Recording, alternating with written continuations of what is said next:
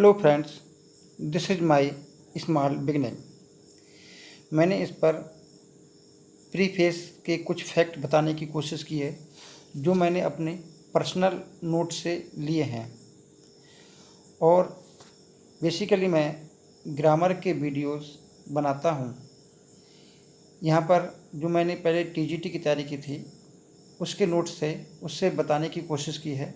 अगर आपको मेरी ये वीडियो पसंद आता है या थोड़ी बहुत जानकारी मिलती है तो मेरे चैनल को सब्सक्राइब कर लें ताकि मैं और भी वीडियो अपने नोट से बना सकूं। आपके लिए थोड़ी सी जानकारी है, इसे आप देखिए। As we know, lyrical ballads was written in collaboration by William Wordsworth and S T. Coleridge. दोनों ने लिरिकल बैलेड्स को मिलकर लिखा था, लेकिन पब्लिश इसको एस.टी. कॉलेज ने सितंबर 1798 में ब्रिस्टल जगह पर कराया था। ऐसा कहा जाता है कि इन दोनों फ्रेंड्स ने लेटन की यात्रा के खर्च के लिए इसको पब्लिश कराया था ताकि यात्रा का खर्च निकल सके। 1798 में इंग्लैंड में तो लिरिकल बैलेड्स अधिक फेमस नहीं हुए, लेकिन अमेरिका में जब इसका पब्लिकेशन 1802 में हुआ तो वहाँ अधिक फेमस हुए। इसमें कुल मिलाकर 23 पोइम्स थी। 19 वर composed by William Wordsworth and 4 composed by S T. Coleridge. इसमें जो द फर्स्ट पोइम थी, the rhyme of the ancient mariner, जो कि एस.टी. कॉलेज ने कंपोज की थी, और जो लास्ट पोइम थी इसमें वो टिंटरनेवे है विलियम वर्ड्सवर्थ द्वारा। लिरिकल बैलेड्स रोमांटिक पीरियड का बिगिनिंग कहा जाता है। There was no preface to the first edition. पहला एडिशन जब पब्लिश हुआ था तो उस समय कोई प्रीफेस नहीं जोड़ा गया था। जब सेकेंड एडिशन 1800 में पब्लिश हुआ तो वर्ड्सवर्थ ने इसने प्रीफेस जोड़ा। ये प्रीफेस एक क्रिटिक वर्क है जिसमें वर्ड्सवर्थ ने पोइट्री की डेफिनेशन दी है, क्या लैंग्वेज होनी चाहिए इस पर बात की है, और अपने पोइटिक व्यूज दिए हैं। बाद में 1802, 1805 एंड 1836 में जब लिरिकल बैलेड पब्लिश हुए तो उसमें प्रीफेस को एक्सटेंडेड किया गया और मॉडिफाइड किया गया। Some facts about preface to the lyrical ballads. Lyrical ballads के कुछ फैक्ट के बारे में जान लेते हैं। Wordsworth demolished the artificial and restricted form of 18th century literature. तो हम 18th सेंचुरी लिटरेचर की जो आर्टिफिशियलिटी है उसके बारे में जान लेते हैं। जो रेस्ट्रिक्टेड फॉर्म्स हैं उनके बारे में जान लेते हैं। We know 18th century poetry mainly town life poetry कही जाती है, जिसमें नेचर को प्रैक्टिकली कोई जगह नहीं थी। We know 18th century literature coffee houses के लिए जानी जाती है। लगभग 2000 coffee houses were in London. इसके अलावा कुछ प्राइवेट क्लब्स भी थे। इन्हीं क्लब्स में, कॉफ़ी हाउसेस में लिटरेरी गॉसिप हुआ करती थी। तो उस समय जो लिटरेरी टेंडेंसीज थी, रियलिज्म इन सब्जेक्ट मैटर, यानी सब्जेक्ट मैटर में वो रियलिटी दिखाते थे। Polished and refinement of expression था, यानी एक्सप्रेशन को काफ़ी सुधार करके और पॉलिश करके व्यक्त किया जाता था। और पूरे 18th सेंचुरी लिटरेचर में सटायर भरा हुआ है, जिसमें पोप और जोनाथन स्विफ्ट माने हुए हैं। दूसरी बात, आर्टिफिशियलिटी क्यों आई इसके बारे में बात करते हैं। जब ये लोग हम जानते हैं कि इस एज को न्यू क्लासिकल एज भी कहते हैं, क्योंकि इन्होंने 14th सेंचुरी BC के जो रोमन राइटर्स थे एगस्टन पीरियड के, उनको इन्होंने फॉलो किया था, जिसमें होमर थे, वर्जिल थे और दो चार थे।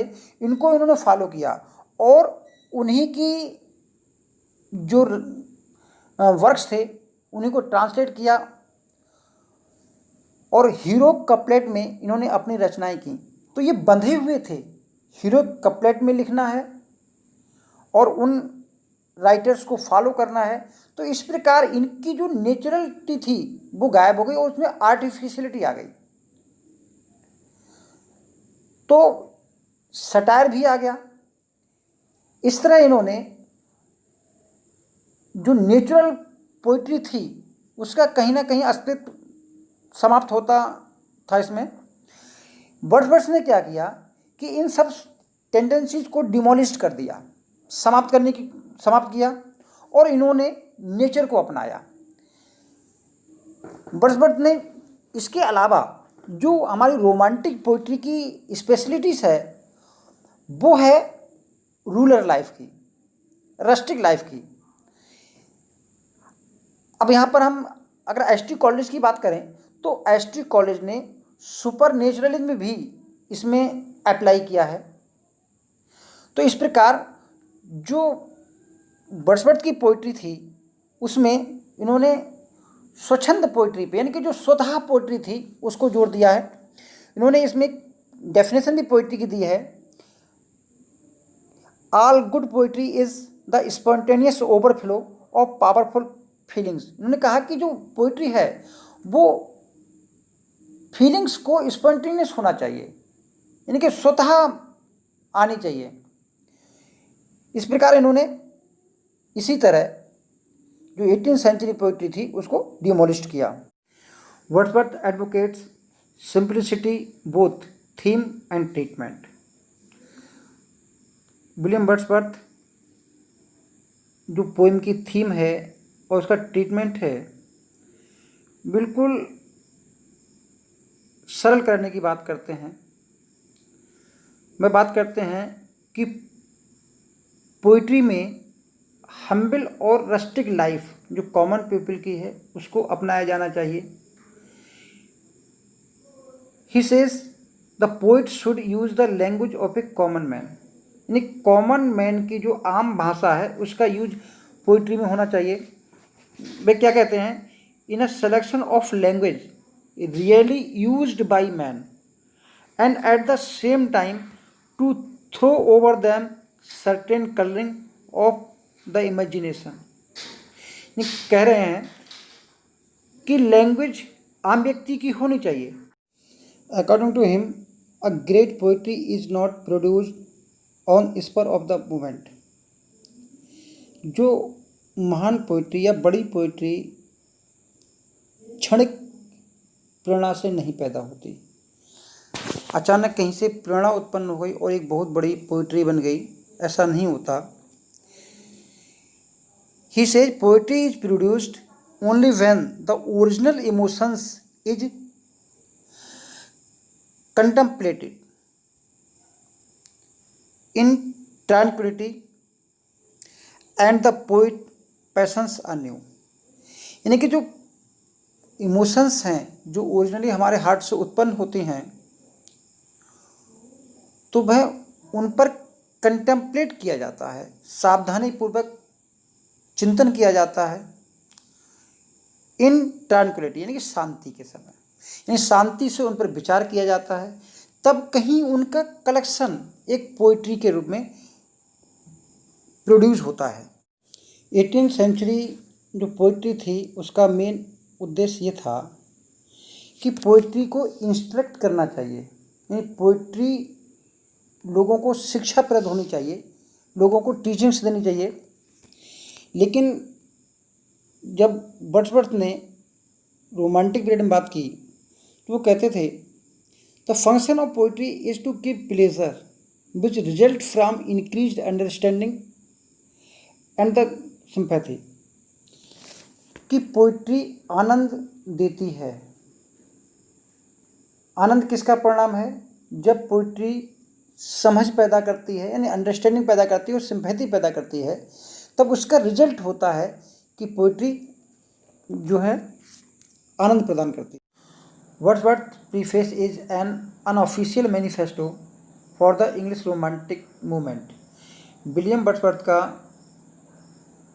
प्रीफेस और लिरिकल बैलेट्स रोमांटिक मूवमेंट का एक घोषणा पत्र कहा जाता है।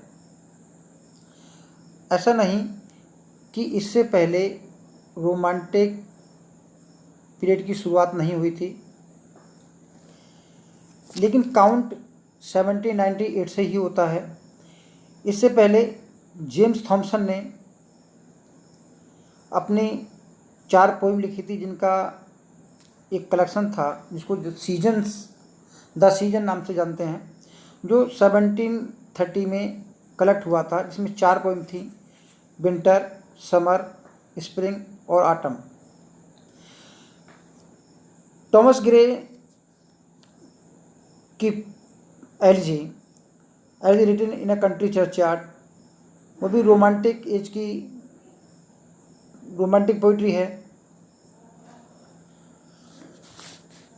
कॉलिंस की ओड्स हैं जो 1747 में लिखे गए, ये भी रोमांटिक इसको बताते हैं, लेकिन इनका प्रीफेस जो है वो रोमांटिक एज का खुले तौर पर मैनिफेस्टो कहा जाता है, क्योंकि इसने जो न्यू क्लासिकल एज की जितनी भी टेंडेंसीज थी उनको डिमोलिश्ड कर दिया था। ये हमारी कुछ जानकारी थी जो हमने preface to the lyrical ballads पे ली गई थी। ये मेरे कुछ पर्सनल नोट्स थे जिनको मैंने इसमें बताया है और काफ़ी सटीक हैं। अब यदि आप मेरे वीडियो को लाइक करते हैं और अगर सब्सक्राइब करते हैं तो मैं आगे और भी वीडियो डालूँगा। Thank you, all the best.